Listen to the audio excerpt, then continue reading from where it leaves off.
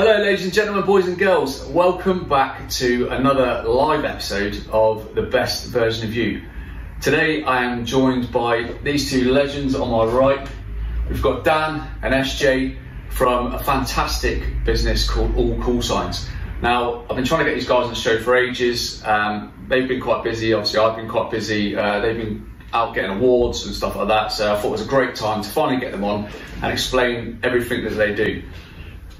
One of the millies right there.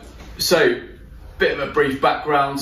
Both military guys, served their time for Queen and country, done tours of Afghan and Iraq, and like many other people, saw that there was a real pandemic of veteran suicides.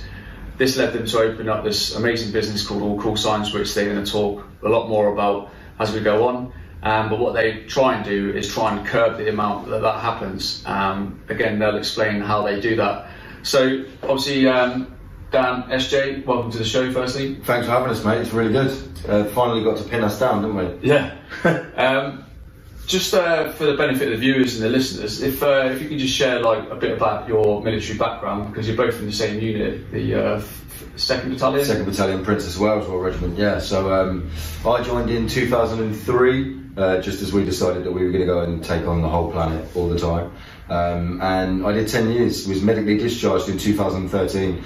I broke my back in a ridiculous accident, nothing combat related, and then saw a real rapid decline in kind of my mental health and things, and that's pretty much one of the reasons why I was here. I mean, your story's slightly different, isn't it, mate?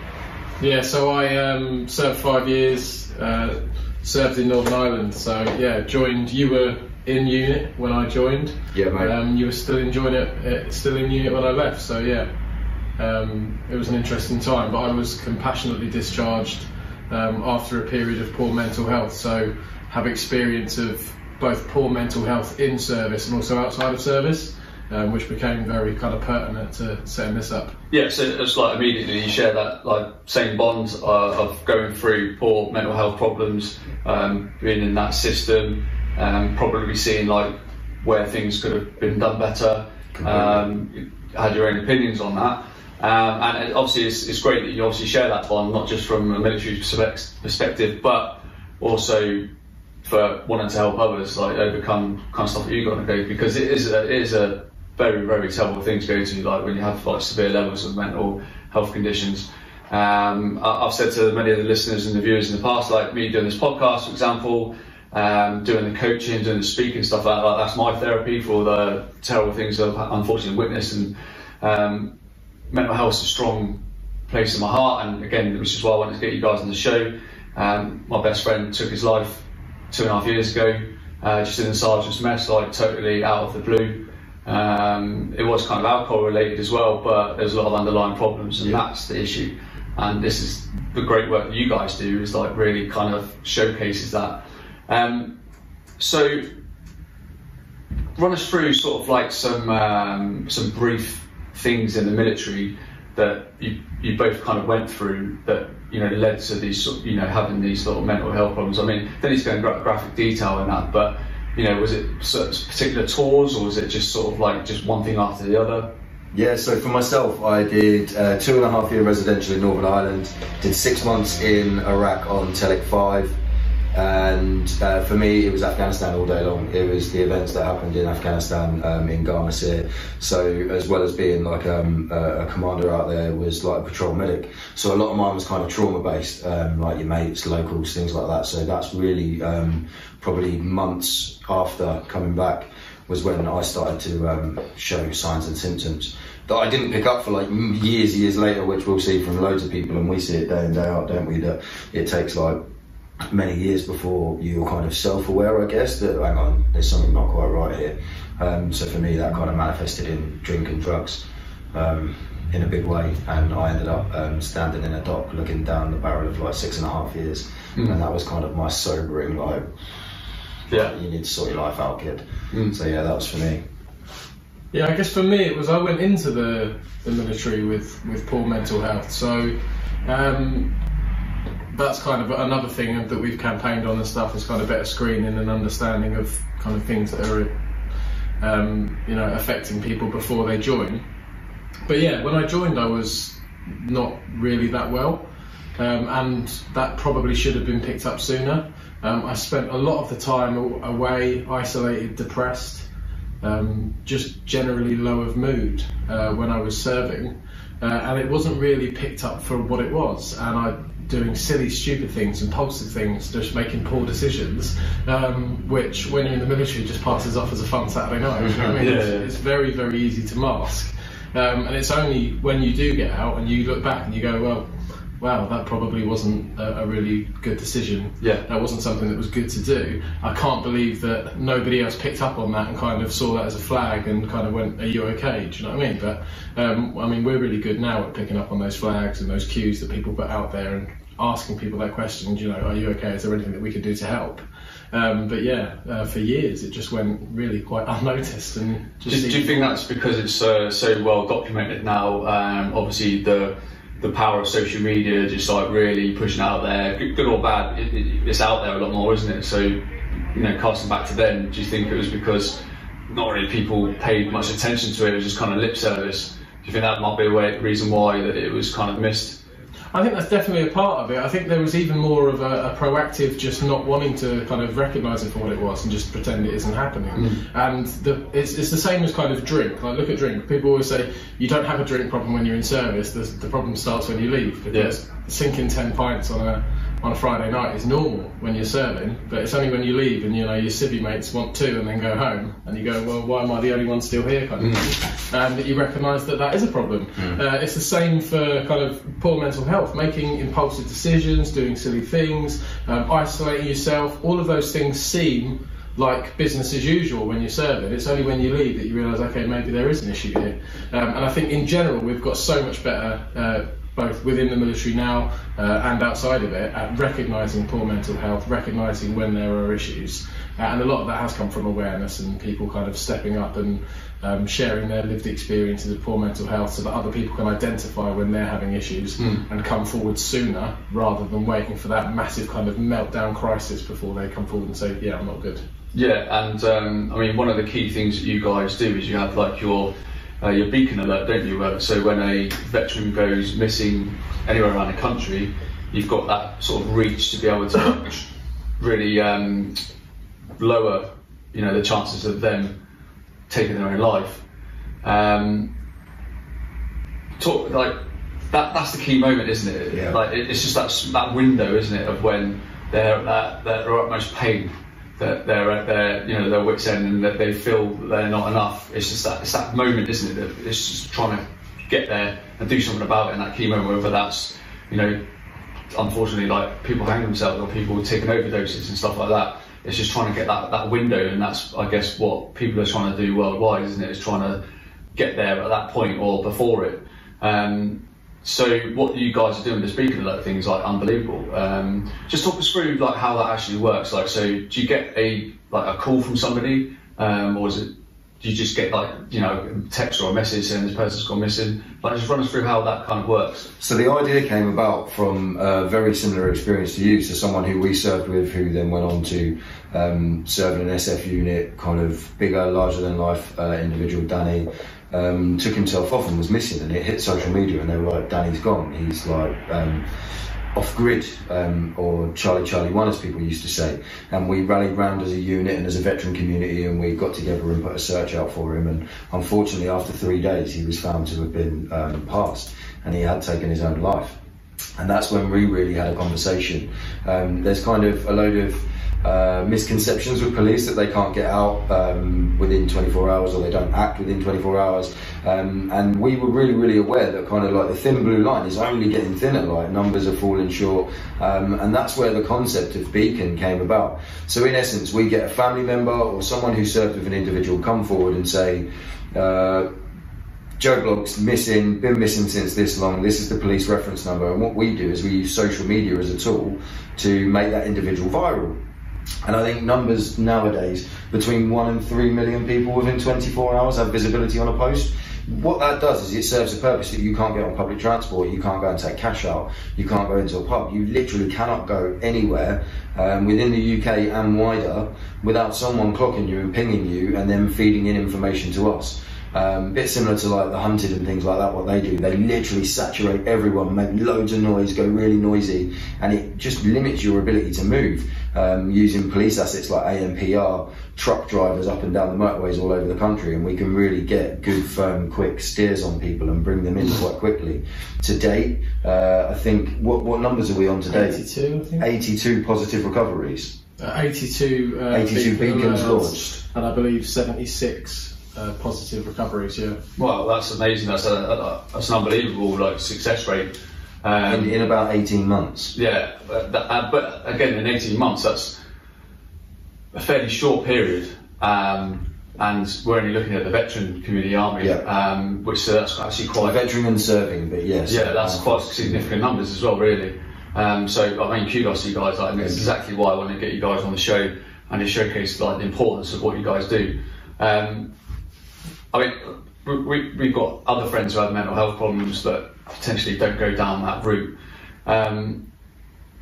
What sort of, I mean, obviously you've done Afghan tours, like same as myself and a lot of our peers. What are you finding with the men and women who haven't done Afghan tours like that? What's the sort of the traits in like the mental health issues that people are having at the minute? Because you see all the old boys, you know, when someone goes missing and they're all like, well, my day, like, you know, Northern Ireland, this, blah, blah, blah, like, what have they done? Like, there's not a checklist that you have to check off. Completely. You know, it gives you that, like, oh, suddenly now you're at this level that, you know, you qualify for PTSD.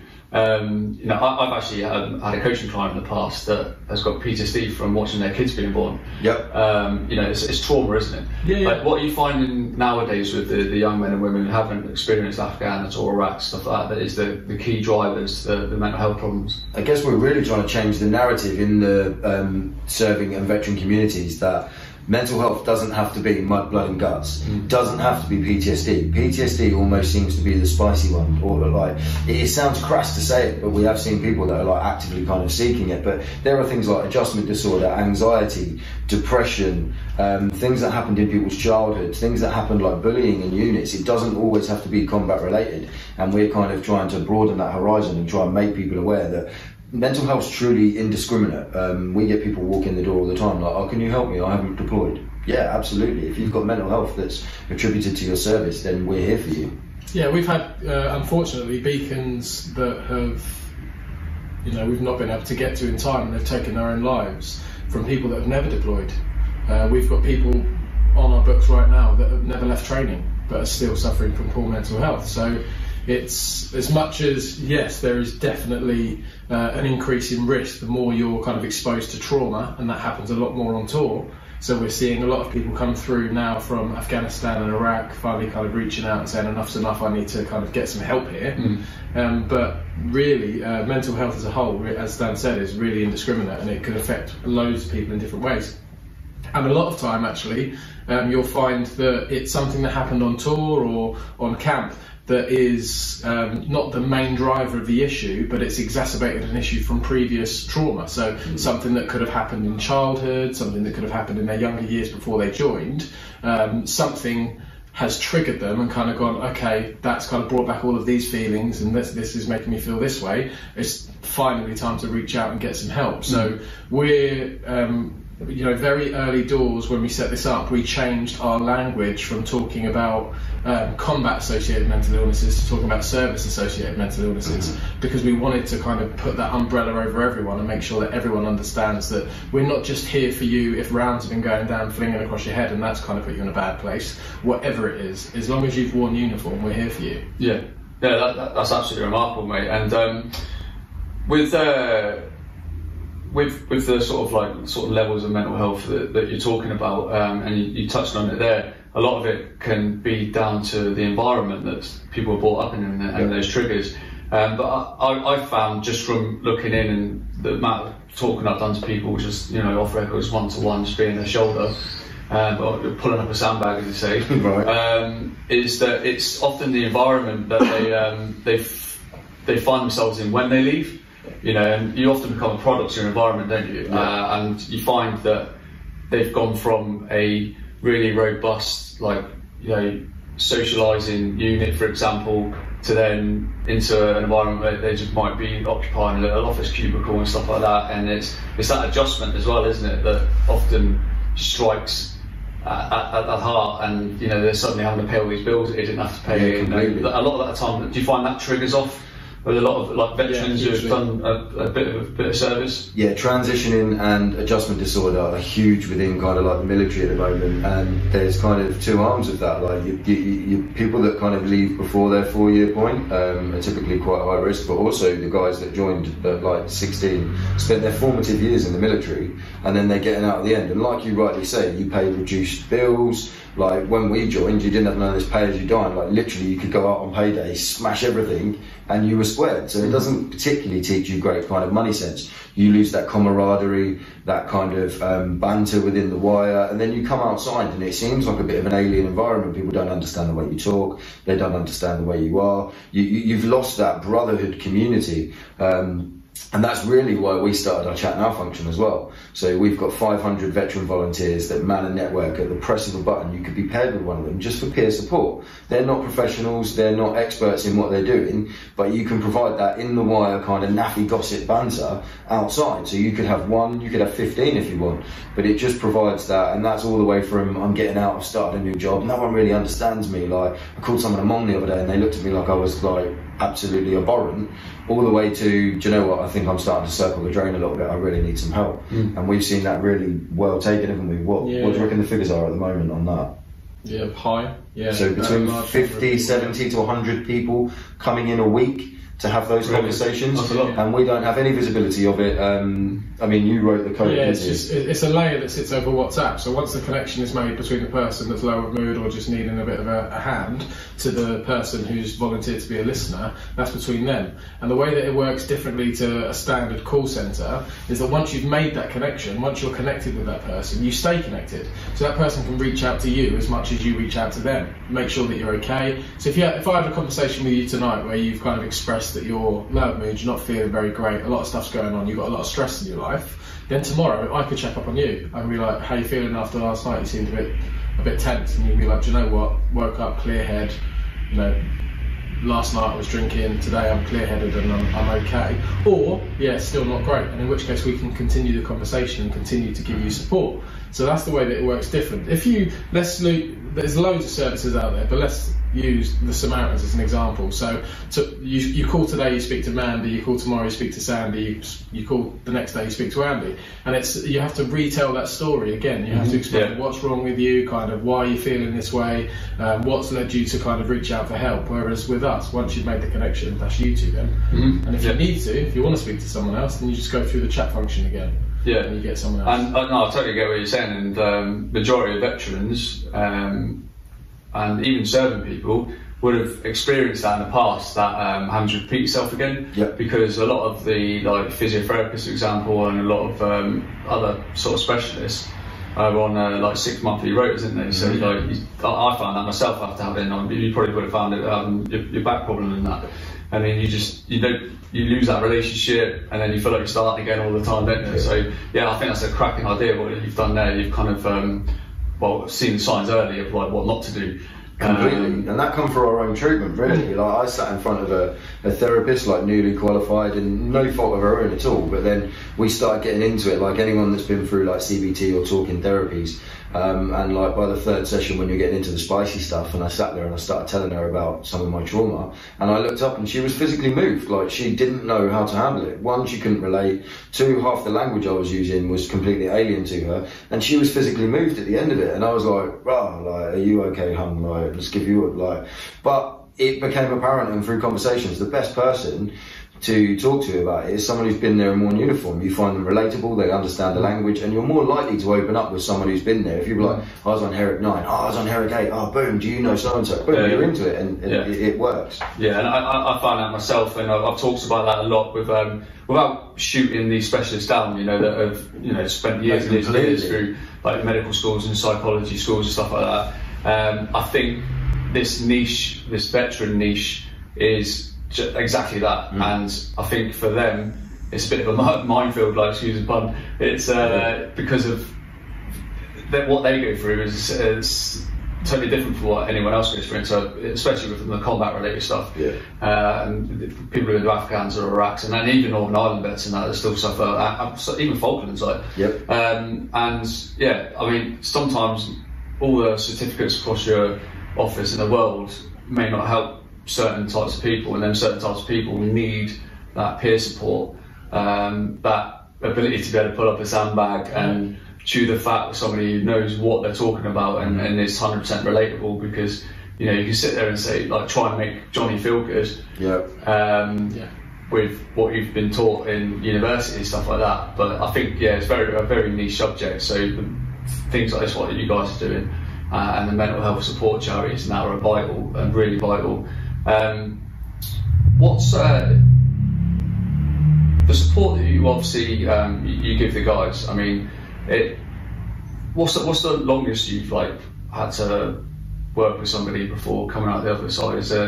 I guess there's no limit. You're always going to be there. Yeah, completely. But there's no right answer. There's no kind of formula for it either. Yeah. We've got guys and girls that were some of the first people through the service when we opened our doors that are still with us today. So we're looking at the better part of 2 years now, and we're still kind of speak to them every other week and make sure that they're ticking over and everything that they're doing is still good. So there is no set answer. Kind of, we have averages. So on average, we look after somebody or are in regular contact with someone for 70 days. So that tends to be kind of the period where we look after somebody. But again, each person is different. And again, the level of care that we need to provide. So bearing in mind that we're not clinical treatment specialists, we're not here offering kind of cognitive behavioural therapy ourselves or trying to be kind of experts in mental health ourselves. We're just offering a friendly ear, a shoulder to cry on when it's needed. And if you do need that more professional treatment, then coming to Walk Allsides, you're probably going to be able to get into that quicker because we're partnered with the right people and we can get you onto the pathway that you need.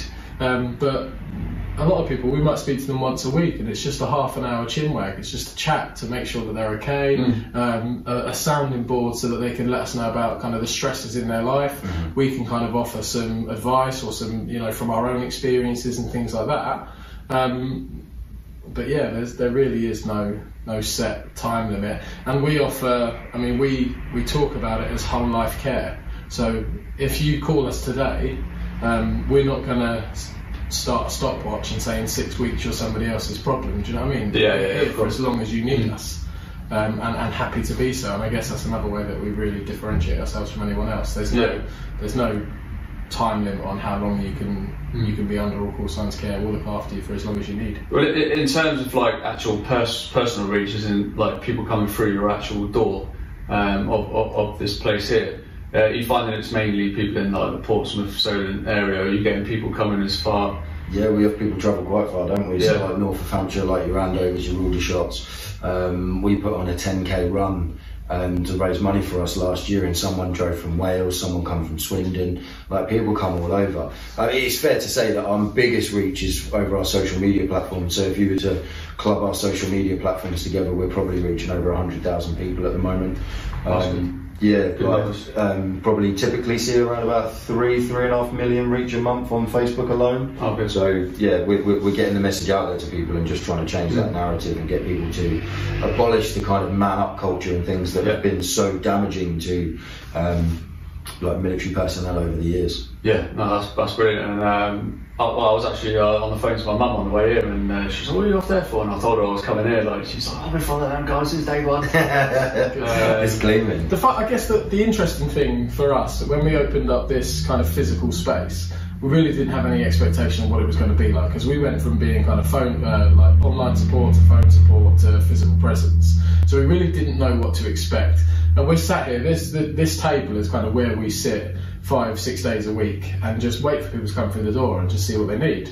But we watch people kind of go past the window 2, 3, 4 times, just kind of peeking in, not really kind of doing anything. Or people will come in, because we sell merchandise from here as well, they'll come in and be like, yeah, just come in to buy a t-shirt, and then they'll come in the next day and they'll be just, I'll just come to drop off some tea bags, you guys do an amazing job. And then the third time they come in, they'll be like, look, I'm in rag order, like I'm really struggling. And they'll kind of, it takes that, it's almost like, you know, like a shy animal, like you've got to be really kind of gentle and just encourage people to come in and trust you. It is, veterans are like that, they kind of want to smell you and just make sure that you're okay and that Wow. you're not gonna, you know, and then they eventually do come in, sit down, and then once they open up, it's just that kind of, okay, don't say very much, let them download, get it all off their chest, and then say, okay, well, here's some stuff that we can do for you and some services that we can put in place. But it does take that kind of 1, 2, 3, 4 communications before they kind of really open up. And then you've got people on the other side of that literally don't even say hello when they walk through the door, just start verbal diarrhea, just belt-fed download of just everything that they've gone through, because they're sat at home, they've psyched themselves up, they're finally reaching out for help, and it's almost that kind of load off their mind where they go, thank God I told someone that, because like that's been eating away at me for however long. So everybody that leaves through that door feels better than when they came in, and that's kind of the goal that we're trying to achieve. Yeah, that's the third arm of everyone that's frog marched in by their missus or girlfriend or mum. Yeah, You see that a lot. Yeah. Like literally. yeah, by the ear, get in there, Talk. you need to finally talk. Yeah, no, that's awesome. So I guess for you guys, as rewarding as it is as well, every day is like different, I guess. Yeah, hugely. Well, someday we could be dealing with like trying to intervene in someone who's quite adamant and has a plan to take their own life. Other days it can be really jovial, where we're meeting families of people that we've kind of met, helped and supported, and they're coming and expressing their gratitude. And yeah, it's really different. And I guess we could both attest that I don't think we realised how much of an effect it would have on us either, ever really, at the time. So sometimes it's really, really elating to know that you found someone, or you're getting feedback that you supported someone, or you're driving around. I was on the M6 services and some guy came up to me in the toilets and he was wearing our merchandise and he was like, yes mate. I'm like, boom, that makes you feel good. But then there's other times where just kind of like we're dealing with our own mental health as well, just things weigh on you, and you have to be really, we're quite good at dealing with each other. Like you'll walk in and I'll be like, you're not good, come talk, and it's trying to manage it that way. But yeah, I mean, it's been we do really drink our own medicine as well. Like we've become very good at recognising the cues in each other of when we're not great, and kind of picking that up and just making sure that we're there to be a support network. I guess one kind of really, the thing that drives it home, I guess, is we went to London to the Millie Awards, where we've won this bad boy. Plug. Yeah, for supporting the armed forces community. And so we're there, we're tuxedoed up, we're sitting at a table, loads of celebrities running around, getting selfies and all that kind of stuff. It's a really with good us, night. by the way. The celebrities want pictures with us. Yeah. Like, oh my God, take a picture. No, and yeah, it's just a really good night. Not really having any expectation of winning, up against some fairly stiff competition, and then they call our name out. We go up on stage, it's probably like looking out on that crowd of people, just thinking, we do what we do, obviously not for the awards, it's just kind of, we want to do kind of what we can to help our brothers and sisters in arms. That's the award in itself, though, isn't it? It is the award, yeah, but stood there with all those other people kind of clapping and everything else, it was just a really humbling moment that other people recognise what we're doing and appreciate it. And then sat back down at the table, again the wine's flowing and the back phone goes and it's somebody coming through that needs support. So literally like winding myself out of that room, going to find a quiet space, ending up in a cubicle toilet, talking to someone who's come through and said, look, I'm sat with a bunch of pills in front of me, I'm trying to find a reason to stay alive, I want to speak to you about it. And it's kind of like, okay, wow, none of that matters anymore. That's all in a different world, and you're again focused back in that zone. Okay, what can I do? Tell me about it. Just trying to keep that person alive, and it really is. It sounds kind of a bit crass to say it's life or death, but some days that phone goes and it's quite literally like you're the only thing tethering that person to life, and you need to stay on the phone and make sure that you give them the support that they need. So it really can go from kind of that really elating kind of this is amazing 1 second to really, this is why we're here kind of thing in the next. Mate, that's absolutely unbelievable, and again rightly so that you guys have come away with an award.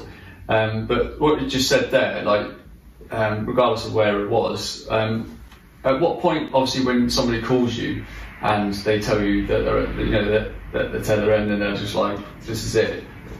At what point do you get any emergency services around there Always. during that time? Like whilst you're on the phone, does one of you go and get the emergency services round? Let's use the bridge. Yeah. So we had a client phone us up, stood on a barrier of a bridge over the M1, not in a good way, expressing that they're going to end their own life. I'm on the phone to that client, you're on the phone to a family member of the client, and then someone else is on the phone to the police, and we're trying to get a firm location. So there's three arms of it working. We're getting as much information as we can. What bridge are you on? What can you see? Where are you? Calm down, mate. Like, we're going to help you through this. Then the police are en route. We're liaising with the family, and in that instance, within 5 minutes, we had police on scene that got that person in and got them in protective custody. So we always advocate. We get a lot of people that come to us and go, I am concerned about X. I think they've got this and they're going to do this. We go, right, thanks for coming to us, get off the phone to us, get on the phone to 999, get them there, then we'll pick you up and we'll support you through it. Because as much as we try our best, we aren't the emergency services, and you need to get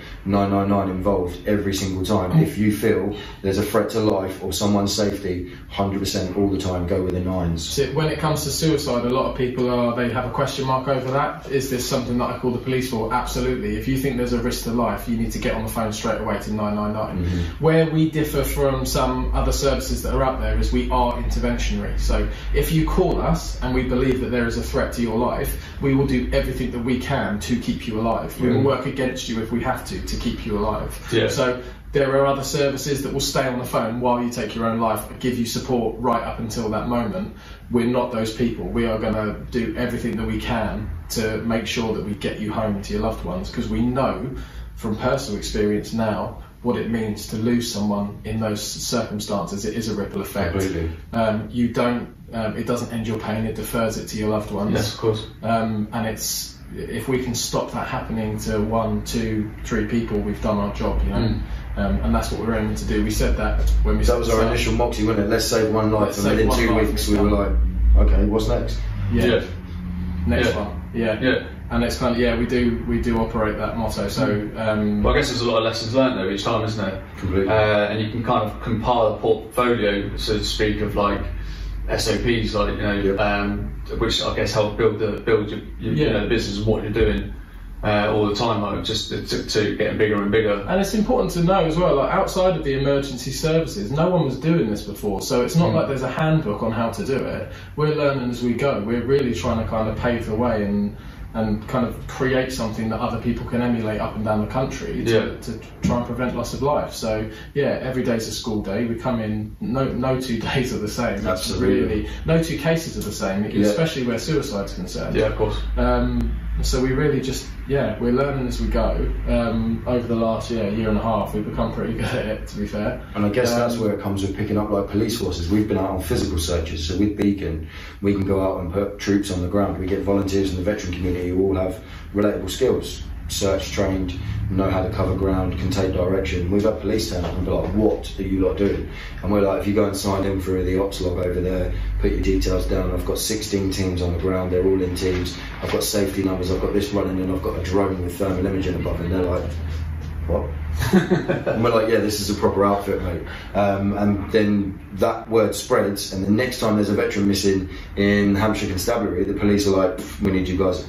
Yeah, that's brilliant. And it even starts not just missing, like we have the police coming here just because they've got someone in custody. They've picked him up after a rowdy night, and they're like, we don't want to just release him, so can you kind of speak to him as soon as he's out? And they literally walk out of the cell into our care. So I mean, the more it's better locally because more people are aware of us, but we're seeing even in the kind of the north of England and stuff, police forces relying more and more on the services that we provide, which is hugely humbling. And it's well, that was going to be one of my next questions. Like, I mean, can you see yourself like opening another one of these up north or in other parts of the countries, training?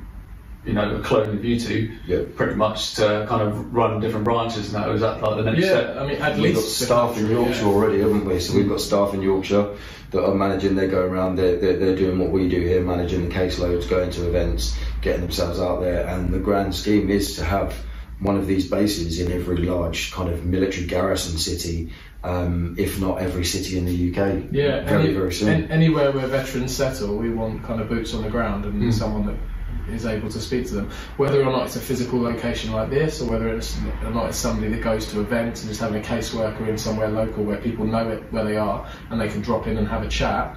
But yeah, the idea is to emulate this across the country, and then onwards, world domination. Like we're not the only army in the world. The only armed forces in the world. We look at similar issues around suicide and things in America, Australia. Loads of. We've got American troops on the books at the moment that are expats living in the UK. They've got PTSD or associated trauma from their service. They're now living in the UK. They approach the NHS or the GP and they go, "Didn't serve with us." Oh, really? So they get bounced around and they're like, "Well, there's no one to help me." And we're like, "All right, we'll do it." So we've got 2 Americans on the books currently. Well, we had a case of one of them that the only way that they were ever going to get treatment was to leave the UK. So they literally had to go back to the VA. Really? To go to the VA and get help. So that to us is a broken system. Like, you've served, not our country, but you're an ally and you've served your country. If you're now settled here, then you deserve access. But they do that in Australia. I was saying before when I lived in Australia.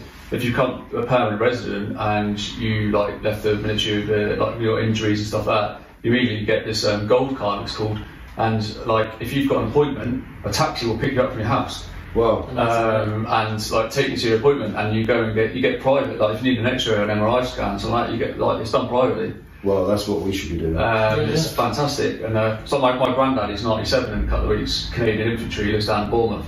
And he fought on D-Day and he's lived in the UK for 70 years or something. And the Canadian government pay for his parking at Bournemouth Hospital. Wow. Obviously when someone takes him and stuff like that, and he just sends receipts to to an embassy or something like that, in Stabbury, and they pay for it all. Well, that's clean. I'm not saying we don't do nothing, it's getting better and better. No, we are doing better. But we can learn a lot. And a lot of organisations actually use places like Canada as a template for the care. So you've got places like Combat Stress, and the services that they provide are very much based on the services that are already available by default to the Dutch, the Canadians, the Americans are probably pioneering. Yeah, and if you've ever been on a flight to America or back from America, you always get the we're priority boarding for veterans, and so thank you for your service, and they literally let them get on ahead of business and first class, and everyone claps, and it's this big thing. They have such a great relationship. At least the general public have such a great relationship with their veterans in their country. We don't have the same thing here. We do, you'll occasionally get someone that will pat you on the back and or recognise one of your tats as military and say thanks for your service, but it's mostly military to military. And thank you. It's not really the general public, and it's not about wanting that pat on the back or the handshake. It's about just recognising that these people have put themselves in harm's way for your benefit. So it's just about showing a bit of appreciation for that and just making sure that the services are there when they come home and need support. Yeah, I think I wasn't really touching on the podcast, but I think now more than ever with everything that's going on with this whole coronavirus and that, the military, the emergency services, even I imagine things might pop up for you guys with the stress that's being brought on the country. And there's a discussion I was having yesterday. It wouldn't surprise me with, I know the government's done a really good job of what they're doing with, people potentially getting laid off and stuff like that. There's potentially going to be quite an increase in mental health issues with everything that's going on, because the fear of the unknown, fear of not knowing where the next paycheck's going to come from if they've just been laid off.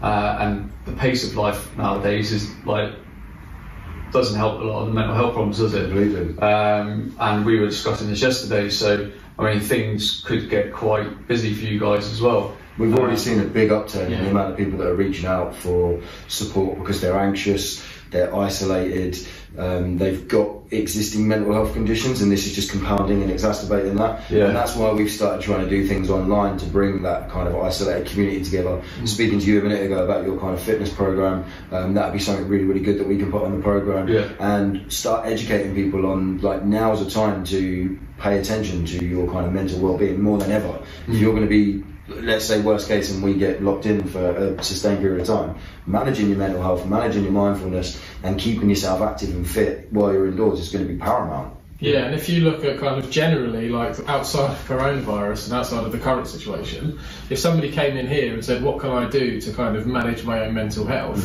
we'd create like a tick list of things you can do, and it's like go to the gym, well that's out, and it's like go for a nice walk, I can't do that either, and it's kind of, you're left with people that are already anxious anyway.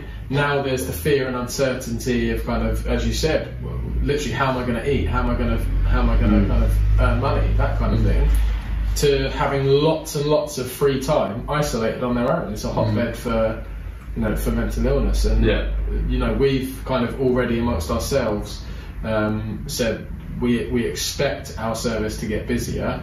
We expect the number of suicide or self-harm incidents to increase, and we need to kind of make sure that we've got the systems in place. So I mean, I'm pretty proud that so far we've been one of the few organisations serving veterans that haven't reduced our services at all in the wake of everything that's going on with COVID-19. So yeah, and I think again, talking about the transitions and stuff, especially for the people that have only just left the military, you know, I keep quite an avid eye on a few of the veterans groups and stuff like that, and there's a lot of guys that are quite worried about just literally leaving the military, especially starting a new job, and they can't. Employment, massive, and you know that worry about, and you know, suddenly I haven't got all that security bubble over you, is something to really keep an eye on. So you know, if you're listening and watching this, and you know veterans who are going through that stage, like really keep an eye out for them, and look out for each other. You know,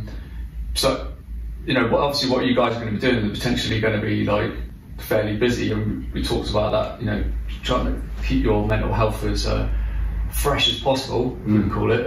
That's one of the main reasons why I wanted to put on this free 30-day home workout program that like anybody can join in. It's like designed for it's designed for the kids, designed for families, you know, even people who are pregnant, old, young, you know, any restrictions, because everything's scalable. So you know, everything that I put out there, you know, every single sort of part of like workout stuff scalable. There's like daily recipes of the day, all this kind of stuff. And I'm going to be getting people like online doing lives, like joint lives between me and them, where people can watch sort of like these videos from home and get inspiration from other experts. You know, that not just in the fitness and nutrition fields, but people that are, you know, really good at e-commerce and stuff like that, because obviously e-commerce is going to go through the roof.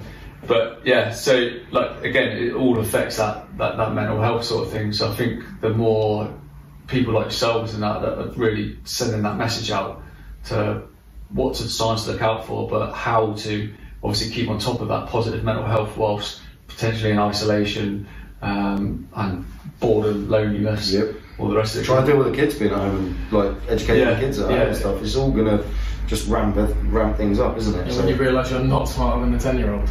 Fact, I could vouch for that.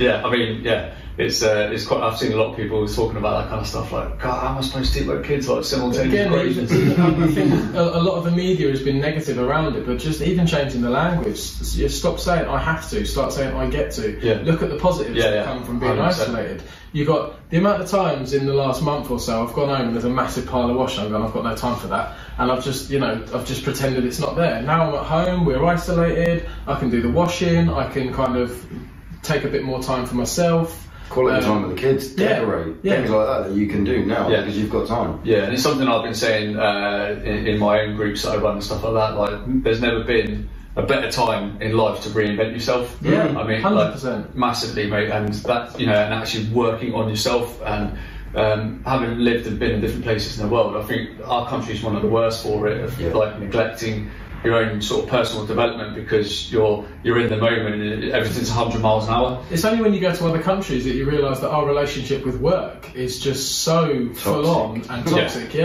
It's so, you know, you genuinely feel guilty if you're not working from the second you get up to the second you go to sleep. You know, you sit there and go, oh, I could have done more today, and it's like, no, like take some time for you.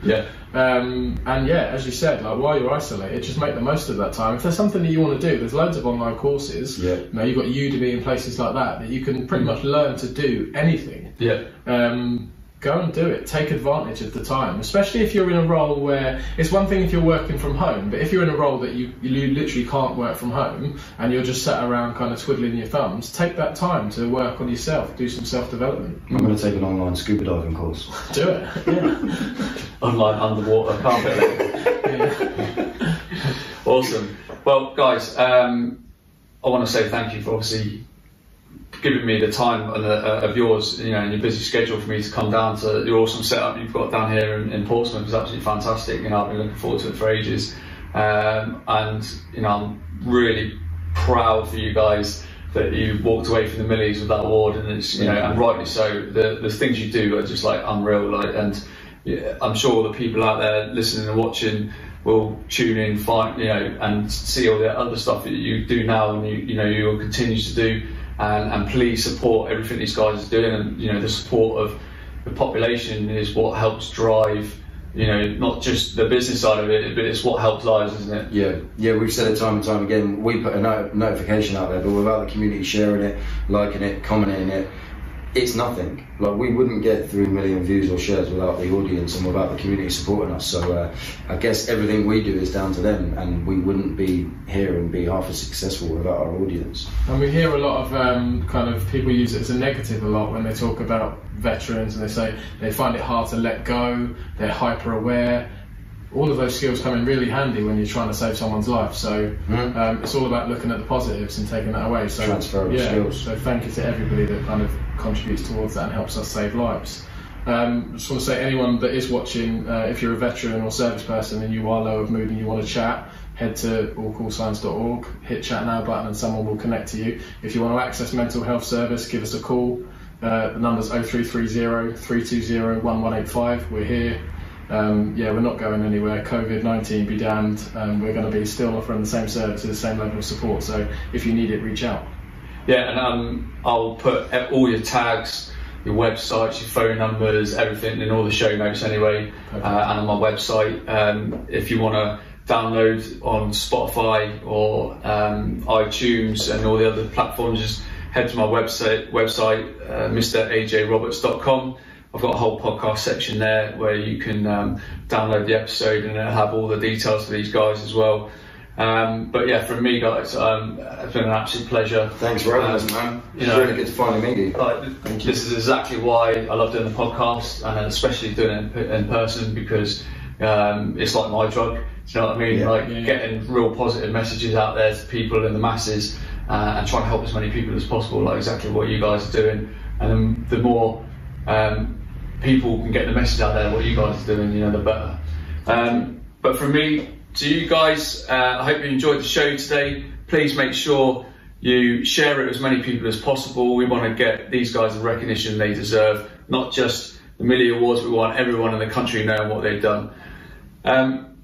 Please download the episodes, iTunes, Spotify, and if you're on Apple, please leave a 5-star review. It goes a long way, and it helps get the episode out there to as many people as possible. But until next time, please go out there and be the best version of you.